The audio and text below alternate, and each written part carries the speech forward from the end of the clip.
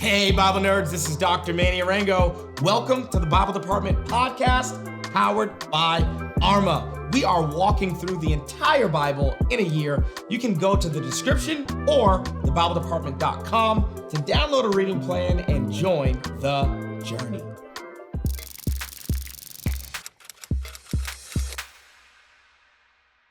Family, welcome back to our walkthrough of the entire Bible, all right? We are now in the book of Galatians. This is Paul's first letter. Now, one of the things I want to tell you about our reading plan is that we put all of Paul's letters in chronological order because a lot of people, they dehumanize Paul, and we want to introduce you to Paul like a real human, a real pastor, a real person in ministry, and his thoughts evolve from his earliest writings to his last. Okay, so on our reading plan, we're going to start with Paul's letters in the book of Galatians.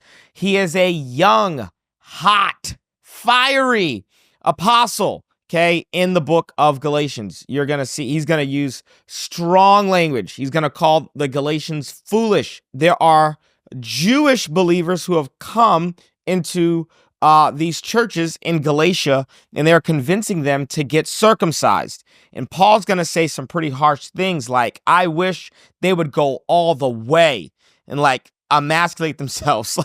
This is strong language, all right? So, but I want you to think this is first letter. This is the earliest letter that we have of Paul. And you know what? Right now I'm 36. When I listen to some sermons that I preached 10 years ago, I think to myself, oh God, please take that off the internet. I hope nobody finds that because I was just young and fiery and had a lot of zeal. And we're going to see that Paul's going to say a lot of things about the law, a lot of things about Judaism, that when we get to the book of Romans, he's going to say similar things, but just toned down. Okay. And so we want to take the entire work of Paul's life and put Paul into context. Okay. So little background about the book of Galatians. Galatia is a region, not a city. A lot of Paul's letters are going to be to cities. So the city of Philippi receives the letter of Philippians. The city of Corinth receives the letter 1st and 2nd Corinthians. Okay. Galatia is not a city, it's a region. And if you want background on this region, all you have to do is go to Acts chapter 13 and 14. When you go to Acts chapter 13 and 14, you can see that on Paul and Barnabas's first missionary journey, they actually go through this region that is called Galatia. And on that missionary journey, they go to Antioch of Pisidia. So that's Pisidian Antioch. Iconium, Lystra, and Derbe, okay, are the areas that they visit in this region known as Galatia. So this letter to the Galatians, it would be more like a letter to the Texans as opposed to a letter to the people living in Dallas. Our bullseyes is a little bit bigger, so he's talking to a region. It would be really, really helpful. I know we just got out of the book of Acts, but you want to maybe go back to Acts chapter 13 and Acts chapter 14 just to kind of refresh yourself with what happened. And I'll give you a little clue. Jewish persecution broke out. So Paul and Barnabas are preaching. They go to the Jewish synagogue first. They first go to the Jews, then to the Gentiles. And Jewish persecution broke out. So they had to actually flee Iconium and flee to Lystra and Derbe. Then they come back to Iconium. It's actually a dramatic thing. I'll actually read the end of chapter 13. Acts chapter 13, verse 50 says this: But the Jews incited the devout women of high standing and the leading men of the city and stirred up persecution against Paul and Barnabas and drove them out of their region. Okay, so this is Galatia. Drove them out of the region. So they shook the dust off their feet in protest against them and went to Iconium. And the disciples were filled with joy in the Holy Spirit. The same thing occurred in Iconium, where Paul and Barnabas went into the Jewish synagogue and spoke in such a way that a great number of both Jews and Greeks became believers. But the unbelieving Jews stirred up the Gentiles and poisoned their minds against the brothers. So they remained for a long time, speaking boldly for the Lord, who testified of the word of his grace by granting signs. But the residents of the city were divided. So then they go to Lystra, they go to Derbe, and they come back. And so they experience persecution from the Jews. And go to verse 19 from chapter 4. But Jews came there from Antioch and Iconium. So now they're in Lystra, and Jews from the other two cities that they've already gone through in Galatia are like chasing them. So the Jews are chasing Paul and Barnabas out of the region and then follow them to where they're going next. It says this, but Jews came from Antioch and Iconium and won over the crowds. Then they stoned Paul and dragged him out of the city, supposing that he was dead. But when the disciples surrounded him, he got up and went into the city. And the next day, he went on with Barnabas to Derbe. So I just kind of gave you a recap of Paul and Barnabas's time in Pisidian, Antioch, Iconium, Lystra, and then Derbe. And the big theme is unbelieving Jews persecuting them. So with that context of that backdrop, we get to Galatians chapter 1, verse 1. Paul, I want you to see how many times Paul says this. Okay, Paul, an apostle, sent not from men, nor by a man, but by Jesus Christ and God the Father. So immediately, Paul wants to assert apostolic authority. What has happened is that Jewish Christians have actually come into this region and are telling the Galatian Christians, the Gentiles, that in order to be Christian, they need to get circumcised, that they need to actually become Jewish before they can be Christian. And so Paul, out of the gate, wants to tell everybody, whoa, I wasn't sent by men.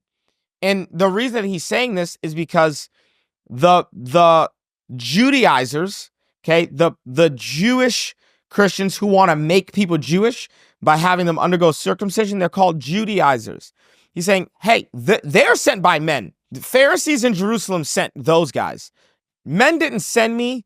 There was no man who gave me authority. I want you to see this. Verse 10, 11, 12, 18, 19, chapter 2, verse 6, chapter 2, verse 11. This is all about authority. Okay, we're going to read a couple of these. I'm going to read verse 10. Am I now trying to win the approval of human beings or of God? Or am I trying to please people? If I were still trying to please people, I would not be a servant of Christ. So again, hey, I'm not here for human approval or for crowds or any of that. Verse 11, I want you to know, brothers and sisters, that the gospel I preached is not of human origin. Verse 12, I did not receive it from any man, nor was I taught it. Rather, I received it by revelation from Jesus Christ. This is not an idea that I got from a man. Why is Paul so hot? He's so angry, he's so hot, because people are preaching a gospel that's not the gospel he preached. They're preaching a gospel that you have to become Jewish in order to become Christian. And that's not the gospel that Paul preached. He preached a gospel that you are saved by grace through faith, that no man is saved unless they confess the name of Jesus Christ. And Jesus is the only name under heaven by which men can be saved. This is the gospel. And he's saying, I didn't get this from Peter. So now look at the next thing. Verse 18 and 19 says this. After 3 years, I went up to Jerusalem to get acquainted with Peter, aka Cephas, and stayed with him 15 days. I saw none of the other apostles, only James, the Lord's brother. I assure you before God that what I'm writing to you is no lie. He's like, hey, I didn't get this from people. This is not an idea I got from people. This gospel that I preached to you when I came to Pisidian, Antioch, to Iconium, to Lystra, to Derbe, the gospel I preached to you, I got that from God. I was on the road to Damascus. I saw the risen Savior, and I got this gospel from the Holy Spirit. I didn't get this from people. You can hear this again in chapter 2, verse 6. As for those who were held in high esteem, Whatever they were makes no difference to me. God does not show favoritism. They added nothing to my message. Okay. What is Paul saying over and over and over again? Nobody appointed me to preach or anointed me to preach. I got called by God to say this, and this message is from Jesus. And then he says, if anybody, including us, preaches a gospel to you that is not the gospel of Jesus, do not believe them. What if I told you that what you're learning in this video was just the tip of the iceberg? The Bible department is actually powered by Arma. What is Arma? I'm so glad you asked. Arma is an online subscription-based platform that we designed to help people, everyday people, learn the Bible for themselves. We started Arma so that anybody, anywhere, could have access to trustworthy and entertaining Bible and theology content. In addition to this podcast, we have over 60 courses on individual books of the Bible, on theology topics, and on some hot topics like homosexuality, tithing, and women in ministry. But really, Arma is a community of people that I've gotten to know, a community where thousands of people are currently finding family, asking questions, and nerding out on the Bible together. If you want a community to read the Bible with you this year, or if you want to dive into some deeper theological content, or if you want more exclusive access to me and the entire Arma team, how about you go to thebibledepartment.com. I'll be sure to post the link in the description of this video. Let's make this your year to become a Bible nerd. We can also go to chapter 1, verse 16. We're going to go back up. To reveal his son in me so that I might preach him among the Gentiles. My immediate response was not to consult any human being. I did not go up to Jerusalem to see those who were apostles before I was, but I went into Arabia. He's like, I went into the desert, homie. Like, I did not get this from people. So there are Judaizers coming into your churches and they're spouting these human ideas. I didn't get these ideas from people. Okay. So Paul's big theme in these first 3 chapters is establishing apostolic authority. It's like, hey, if I'm the apostle who started these churches, who pioneered these churches, no one should be able to come in and teach you something that's contrary to what I taught you. And I don't want you to have faith just in what I taught you. I want you to have faith in the fact that what I taught you, I received from Jesus. I received from God. I received from the Holy Spirit. That I did not receive this from any humans. So chapter 1 to 2 and 3, I mean, all types of things like, who bewitched you? Why would you give up on the gospel? Why would you try to go get circumcised? Nobody can be justified by the law. These are themes over and over and over again. One little nerdy nugget that I want to help you with in chapter 3, Paul is going to contrast verse 3. Chapter 3 starts out with this: you foolish Galatians, who has bewitched you? Okay, before your very eyes, Jesus Christ was clearly portrayed as crucified. I would like to learn just one thing from you. Did you receive the Spirit by the works of the law, or by believing what you heard? Are you so foolish? After beginning by the means of the Spirit, are you now trying to finish by the means of the flesh? He's saying you got saved, filled with the Holy Spirit, set on fire for God. All that stuff started. You got baptized with the Holy Spirit through faith. And so Paul is going to juxtapose the law with faith in the Spirit. And he's going to talk about how to become children of God. There's a really key word at the end of chapter 3, 2 key words, custody and guardian. It says this in verse 23 of chapter 3. Before the coming of this faith, we were held in custody under the law, locked up until the faith that was to come could be revealed, so that the law was our guardian. Okay. And I want you to think about like, let's say like a trust baby. Okay. If I set up a trust fund for my son, okay, I would then have to establish who would be the trustees of that trust. And let's just say, Jesse is somebody in my life who I trust a lot. Let's say I established Jesse as a trustee. It was like, hey man, in the event that something crazy happens to me, or let's say even, a lawyer, one of the lawyers that I have in my life, I said, hey, you're going to be the trustee in the event that something happens to me, I die, prematurely. Here's my will. Here's my, my trust that I've set up for Tia and for my son. But you are going to be the trustee for the estate. So like if anything ever does happen, you're going to be the person. If Theo's 5, I don't want him inheriting millions of dollars as a 5-year-old. So, hey, when he's 18, give him $250,000 and help him buy his first home or whatever. And then when he's this age, give him this. But after a certain age, once he's 35, he no longer needs the trustee. Okay. This is the language that Paul is using. He's saying that before the coming of faith, we were held in custody. Okay. We were underage. Under the law. That's why we needed the law.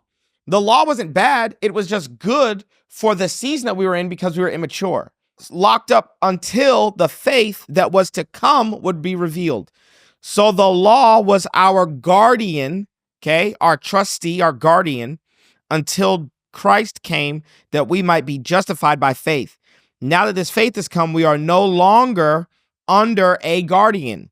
Okay, my son wouldn't need to be under a guardian forever. Once he becomes an adult, he doesn't need to be under a guardian anymore. And Paul is saying, hey, because you may be thinking, if the law is so bad, then why did God use it in the Old Testament? And Paul says, whoa, the law served a purpose. Okay, it was there until Christ came. And now that Christ has come and we operate under the law of love, under a new law, we no longer are subject to the Mosaic law. Now, this gets into a complicated conversation about the law in general. We don't have time for that complicated conversation.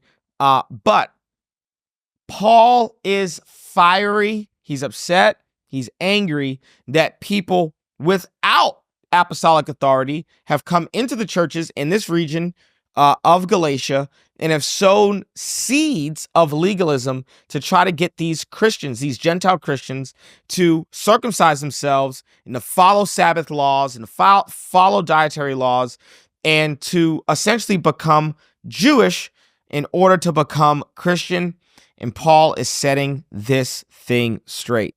Apostolic authority, big themes for this section.